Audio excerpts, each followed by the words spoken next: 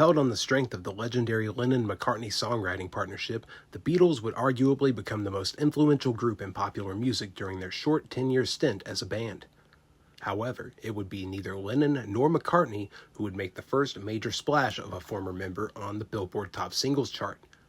This distinction would go to singer and guitarist George Harrison, who claimed the spot in 1970 with the single My Sweet Lord.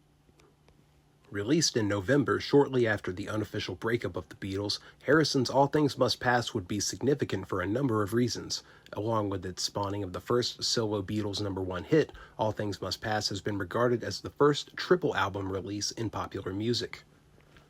The original LP housed 23 tracks of all original material, with exception given to a handful of contributors to the Side 5 jam It's Johnny's Birthday, as well as to Bob Dylan, who is credited with writing on 2 of the album's songs.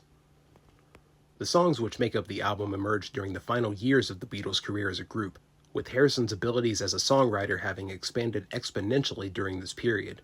This progression is evident in the strength of Harrison's contributions to late Beatles releases, such as Abbey Road, which would see the inclusion of 2 Harrison tunes, Here Comes the Sun and Something.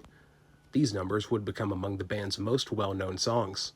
Previous works, such as The Beatles, commonly referred to as the White Album, also featured an array of memorable George Harrison songs, including While My Guitar Gently Weeps, Long, Long, Long, and Piggies. This period of artistic development for the guitarist served to further exacerbate already tense dynamics within the band in later years, as Harrison began to feel restrained in what was mostly a supporting role as a member of the Beatles.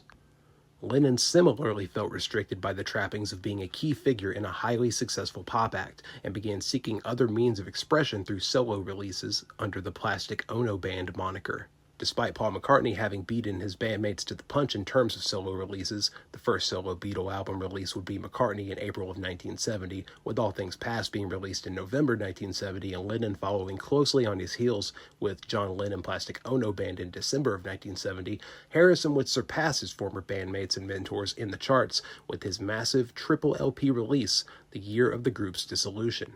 All Things Must Pass would feature an all-star cast of contributing musicians including Eric Clapton, Ringo Starr, Billy Preston, Bobby Keys, Peter Frampton, and many others. Future classics such as Isn't It a Pity, Beware of Darkness, and Art of Dying solidified Harrison as a legitimate creative force and fueled multiple extended stays in the #1 spot for the record.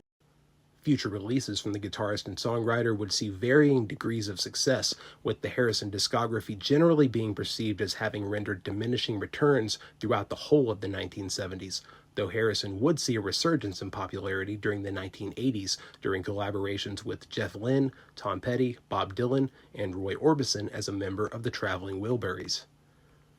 When faced with the unenviable task of establishing himself artistically in the wake of the dissolution of the world's most popular band, Harrison emerged full force with a now classic album packed with material which would inform the very DNA of what has since become the classic rock and singer-songwriter genres.